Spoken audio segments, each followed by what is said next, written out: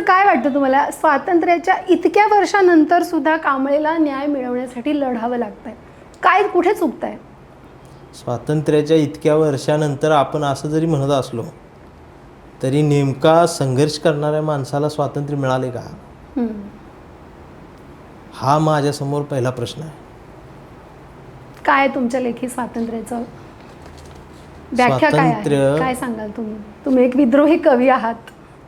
तुम्ही रात्री 2 वाजता स्टँडला उतरून घरी जाताना तुमच्या मनात कसलीच भीती नसावी, असं ज्यावेळेला तुम्हाला वाटेल त्यावेळेला देश स्वातंत्र्य झाला असं म्हणावं लागेल. म्हणू शकतो.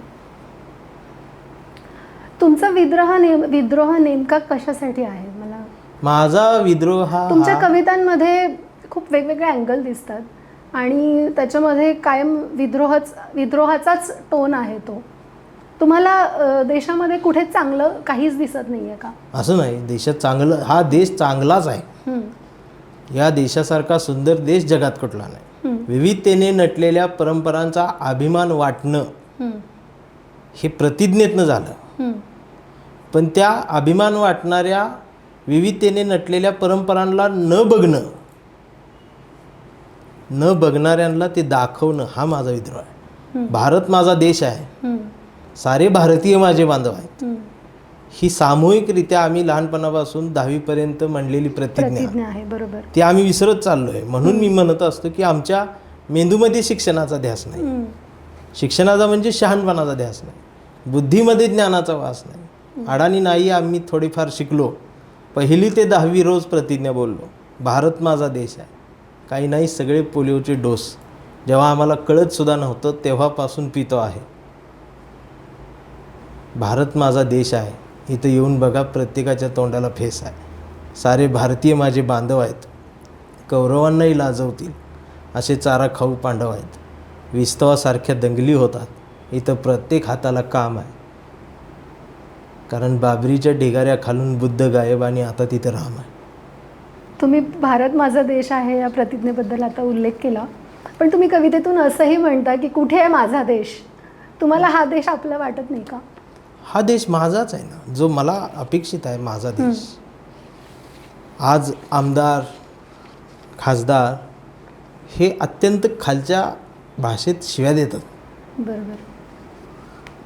मग मला अपेक्षित असणार जो देश आहे, आज जवळजवळ मला जसं समजते, टी व्हीवर मी पाहतोय बातम्या वगैरे, माझ्या आज 20-25 वर्षाच्या कालावधीमध्ये फक्त 5 मिनिट या कालावधीमध्ये शिक्षणावर बोलणारा शिक्षण मंत्री मला दिसला नाही टी व्हीत. फक्त शिक्षणावर बोलणारा कुठला राजकारणी दिसला नाही. याचं वाईट वाटतं. आणि आम्ही सगळे 20 मार्काचं नागरिकशास्त्र शिकलेले आहोत. 20 मार्काच्या पलीकडं आम्हाला नागरिकशास्त्र कळलंच नाही, म्हणजे देशच कळालेला नाही. म्हणून मी नेहमी गमतीन म्हणत असतो की सगळी विषयात 35ला पास असतं, तर नागरिकशास्त्र 100 मार्काचं करून त्यात 80ला पास करा. आणि त्यात जोपर्यंत तो पास होणार नाही तोपर्यंत त्याला त्याच वर्गात बसवा. भले दाढी मिशा येऊन तो मोठा झाला, बाप झाला 2 मुलांचा, तरी त्याला सुट्टीच द्यायची नाही. जोपर्यंत 80 मार्काचं नागरिकशास्त्र तो कळत नाही, त्याला पुढची कुठली डिग्री तो घ्यायच्या लायकीचाच नाही. या देशाकडे बघताना, प्रतिज्ञेकडे बघताना, शेतकरी आहे आमचा, मजूर आहे आमचा, हा देश आमचा नाही का? इथं कोणी 3 वर्ग केले, लॉ क्लास वर्ग, मिडल क्लास वर्ग, रिचवाला एक वर्ग. मग हा देश वरच्या 2 वर्गांचाच राहिला आहे का? खालच्यांचा नाही का? आजही आमचा पारधी गाव कुसाबाहेर पालावरती राहतो, ज्यांना स्वतःच घर नाही, आणि आम्ही हर घर तिरंगा म्हणतो. तिरंगा आहे पण ते लावायला घर नाही. त्यांनाही तीच प्रतिज्ञा आहे जी तुम्हाला आहे, आम्हाला आहे. यांच्याकडे बघताना कुठला देश आम्हाला पाहिजे हे आम्ही एकदा सगळ्यांनी बसून ठरवलं पाहिजे. पण जेव्हा आपण भारतीय म्हणतो तेव्हा वेगवेगळ्या धर्माकडून हाणले जातो असं तुमचंच वाक्य आहे. तुम्हीच म्हणता की तोंडाला काळं फासलं जातं. पण हे नेमकी काय स्थिती दिसते तुम्हाला? एक भारतीय म्हणून जगताना आपला धर्म आपली आपण भावना. धर्म सोडून जगू शकतो, धर्म सोडून जगायला हरकत नाही. आपल्याला जगता जगू येईल. दिलं जाईल असं वाटतं तुम्हाला? जगू दिलं जाईल असं वाटतं का तुम्हाला? असे कारण आहेत. सगळीकडे आपल्या आसपास जात धर्म आणि हेच सगळं आहे.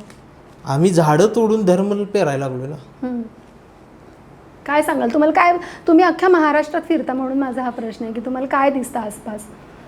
मी खरं सांगतो, हम्म. जी माणसं रोजच्या भाकरीसाठी संघर्ष करतात, हम्म. ह्या देशात 2 देश मला दिसतात. एक भारत आहे, एक इंडिया आहे. एक रात्रीचं खाल्लेलं पचत नाही म्हणून मॉर्निंग वॉकला वाढलेली चरबी जाळायला आलेला आहे, जो कानात हेडफोन घालून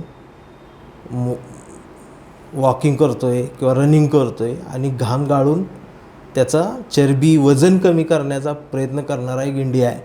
आणि त्याच वेळेला बाजूनं कामावरती जाणारा, टू व्हीलरवरून, सायकलवरून रोजच्या भाकरीचा प्रश्न मिटवण्यासाठी उपाशी असणारा एक भारत आहे. हा जो वजन कमी करायला आलेला आहे ना इंडिया, ह्या इंडियात धर्म आहे, ह्या इंडियात कट्टरता आहे. आणि या उपाशी भारताला याच्याशी काही देणं घेणं नाही. एखाद्या शेतकऱ्यानं आत्महत्या केली तर हा भारत रडतो आणि हा भारत ही बातमी स्किप करतो, हा इंडिया. आणि हा हिथून धर्माची कट्टरता वगैरे ही इथंपर्यंत आलेली आहे. पण आजूबाजूला इतकं जाती धर्माचं ते स्तोम माजलेलं असताना खरंच शक्य आहे का आपण जात धर्म सोडून वागणं? जात धर्म सोडून जगू दिलं जाईल असं वाटतं का तुम्हाला? मी असं म्हणेन, जात असावी, धर्म असावा, ज्याच्या त्याच्यापुरता तो त्यामध्ये रमणारा असावा. प्रत्येक धर्माला एक अध्यात्म आहे. तो कोणालाच घाबरत नसला तर तो त्याच्या देवाला तरी घाबरतो आहे. म्हणजे वाईट काम करण्यापासून तो जर थांबत असेल, अध्यात्मामध्ये येत असेल, तर धर्माच्या सावलीखाली तो जर शहाणा होत असेल तर धर्म चांगला आहे. पण हा धर्माचा बाजार घेऊन जर तुम्ही चौकात आलात तर मग मात्र धर्म धोक्याचा आहे. आणि मग त्याच्यापेक्षा धर्म धोक्यात आहे असं म्हणण्यापेक्षा तुमच्या सगळ्यांच्या या गडद रंगांमुळं माझा भारत धोक्यात आला आहे.